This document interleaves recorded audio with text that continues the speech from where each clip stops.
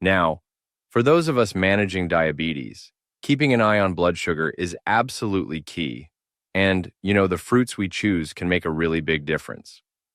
While fruits are packed with essential nutrients, it's true that some of them can unfortunately cause those unwanted dangerous glucose spikes. So, in this discussion, we're going to take a closer look at 5 fruits that are often considered challenging for diabetics based on their glycemic index and load.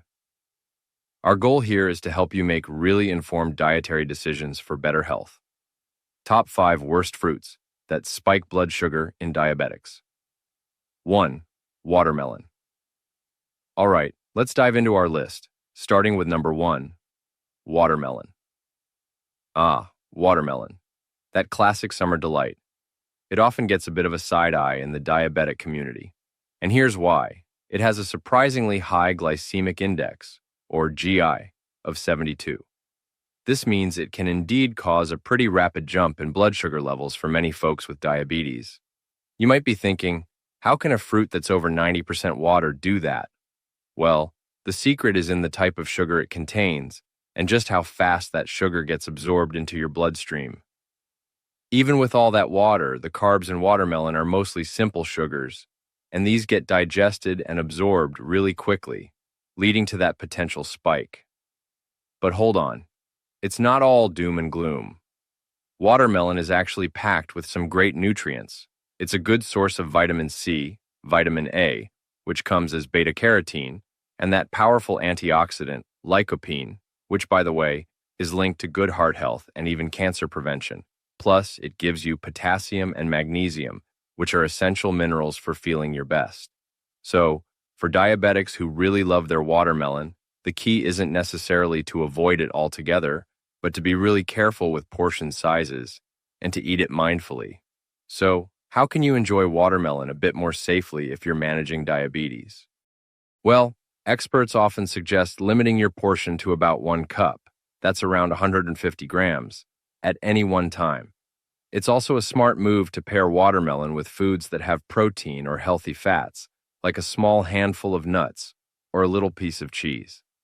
Doing this can help slow down how quickly that sugar gets absorbed and lessen the impact on your blood sugar. And here's a tip. Try not to eat watermelon on an empty stomach or right after a meal that's already heavy in carbs. Now, if watermelon still seems to give your blood sugar a hard time, you might want to think about alternatives. Berries, for example, like strawberries, blueberries, or raspberries, can give you that same refreshing feeling, but have a much lower GI. And even cucumbers, though they're a vegetable, can offer that cool, hydrating crunch with hardly any impact on your glucose levels. 2. Very ripe brown bananas. Next up, at number 2, we have very ripe or brown bananas. Bananas are super popular and convenient, right? But their effect on blood sugar can really change as they get riper. A very ripe banana, the kind with brown spots that taste extra sweet, has a higher glycemic index. We're talking around 62 for a ripe one, and it can go even higher as it gets overripe. This happens because the starches in a greener banana turn into simple sugars as it ripens. Now, a medium-sized ripe banana can have about 27 to 30 grams of carbohydrates. That's a good chunk, and it can quickly raise your blood glucose, especially if you eat it all by itself. You see, the sugars in bananas are a mix: glucose, fructose, and sucrose. While fructose itself has a lower GI, glucose and sucrose get absorbed more quickly, and that's what adds to the overall blood sugar response. So, the riper the banana, the more of these quick-acting sugars it has. This doesn't mean you can never eat bananas, but being aware of this is really important. So for those of us with diabetes, picking bananas that are a bit less ripe, maybe still a little green, can be a smarter move. These have more resistant starch, which doesn't get fully digested and acts more like fiber. This means a slower, gentler rise in blood sugar. And, of course, portion control is absolutely key. Instead of a whole medium or large banana, maybe just have half. Pairing it with some protein or healthy fat, like a tablespoon of peanut butter or a few almonds, can also help cushion that sugar absorption and stop a sharp spike. Timing is also a factor. Try to avoid eating a ripe banana on an empty stomach or with a meal that's already packed with carbs. Eating it after a balanced meal that includes fiber and protein is usually a better way to lessen its effect on your glucose readings. 3. Pineapple. Coming in at number 3 is pineapple. Oh, that tropical sweetness and juicy texture of pineapple. It's another fruit that people with diabetes should be a bit cautious with.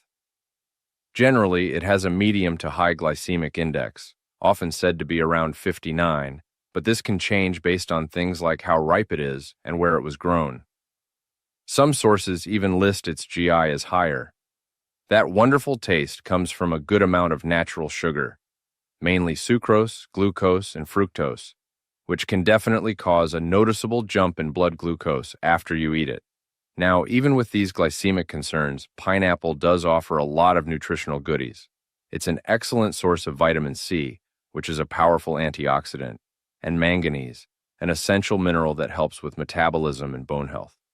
Pineapple also has something called bromelain, which is a unique enzyme mix known for its anti-inflammatory benefits and for helping with digestion. So, for diabetics, the real trick is to balance these good things against the chance of blood sugar spikes. If you have diabetes and you'd like to have pineapple in your diet, moderation is absolutely key. Try to stick to small portions like about a half cup, that's around 80 grams, of fresh pineapple chunks. Eating pineapple as part of a balanced meal that has protein and fiber can also help slow down how fast the sugar is absorbed.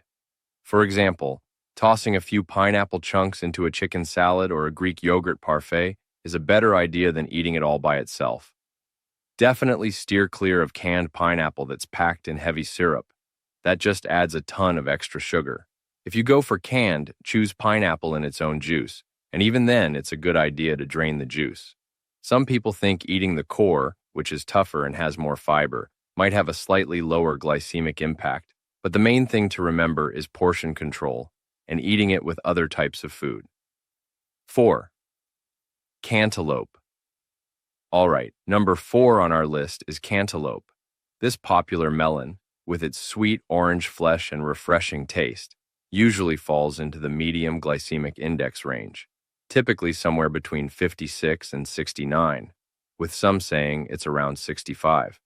While that's not as high as watermelon, this GI still means you need to be pretty careful with it if you're managing diabetes.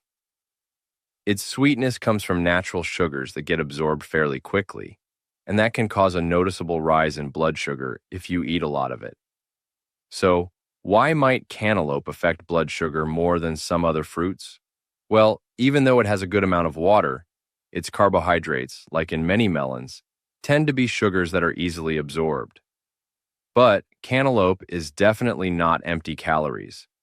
It's an excellent source of vitamin A from things like beta-carotene and vitamin C, both of which are strong antioxidants that help your immune system and eye health. It also gives you potassium, which is important for keeping your blood pressure in check. For diabetics who want to enjoy some cantaloupe, portion control is the absolute golden rule. A serving size of about 1 cup of diced cantaloupe, that's around 160 to 170 grams, is a reasonable amount to aim for. To help lessen its impact on your blood glucose, try eating cantaloupe with foods that have protein or healthy fats. For instance, have a small serving with some cottage cheese, a few slices of avocado, or a handful of walnuts. This kind of combination can help slow down how quickly the sugars are digested and absorbed, leading to a more gentle rise in blood sugar. And just like with other fruits that have a moderate GI, it's best not to eat cantaloupe on an empty stomach or along with other foods that are high in carbohydrates. 5. Mango. And finally, at number 5, we have mango. Often called the king of fruits because of its rich, sweet flavor and amazing texture, mango can be a bit tricky for those with diabetes. Its glycemic index is typically around 51 to 60, which puts it in the low to medium range, depending on the type and how ripe it is. Some sources even put it closer to 60. But the thing is, it has a high natural sugar content. mostly sucrose and fructose. This means that even with a moderate GI, eating large amounts can really affect your blood sugar levels. In fact, a medium-sized mango can pack over 40 grams of sugar. How ripe a mango is makes a big difference to its sugar content and how it affects your blood sugar. The riper the mango, the more sugar it has, and the more likely it is to cause a glucose spike. Mangoes are such a wonderful seasonal treat, and often their best sweetness happens when they're perfectly ripe, which makes portion control even more important. Besides being incredibly tasty, mango is also a nutritional powerhouse. It's packed with vitamin C, vitamin A, folate, and fiber. Now, that fiber can help slow down sugar absorption a bit, but the total amount of sugar is still something to keep in mind. When it comes to eating mango, if you have diabetes, you need to be especially careful about how it's prepared. Dried mango, for instance, is a much more concentrated source of sugar and calories, and it has a much higher GI than fresh mango. So, it's generally best to avoid dried mango or eat it in extremely tiny amounts. Fresh mango, in very controlled portions, maybe just a few slices or about half a cup, is a better way to go. And like with other fruits, pairing it with some protein or fat can help buffer its effect on your blood sugar. If you really love mango but find it affects your blood sugar too much, you could consider fruits with a similar tropical feel but less sugar, like papaya in moderation. Or you could focus on lower GI fruits like berries or kiwi when you're looking for a sweet treat. Safer fruit alternatives. The good news is there are many delicious fruits that have a low glycemic index, 55 or less, and are generally safer choices for diabetics. These include most berries, like strawberries, blueberries, raspberries, and blackberries. Cherries, grapefruit, pears, apples, and plums also fit into this safer category. These types of fruits usually cause a slower, more gradual rise in blood sugar compared to those high GI fruits like watermelon or very ripe bananas. When you're picking out fruits, think about what's in season for the best flavor and nutrients. Choosing these lower GI options more often and still practicing portion control even with these safer choices can really help you maintain stable blood glucose levels. And the best part? You can still enjoy the natural sweetness and all the nutritional benefits that fruit has to offer. So, to wrap things up, while managing diabetes definitely means you need to be careful and monitor your fruit consumption, it doesn't mean you have to eliminate fruit completely. By understanding which fruits are more likely to cause those significant blood sugar spikes, and by being really diligent about portion control, individuals with diabetes can absolutely still enjoy a varied, nutritious diet, and all this while successfully keeping those glucose levels stable for better overall health. Now, we'd love to hear from you. Have you experienced blood sugar spikes from any of these fruits we've talked about? Please share your experience in the comments below. And hey, why not subscribe to our newsletter for more diabetes management tips? You can also join our community to learn about other foods that might affect your glucose control. Your insights and experiences can be a huge help to others.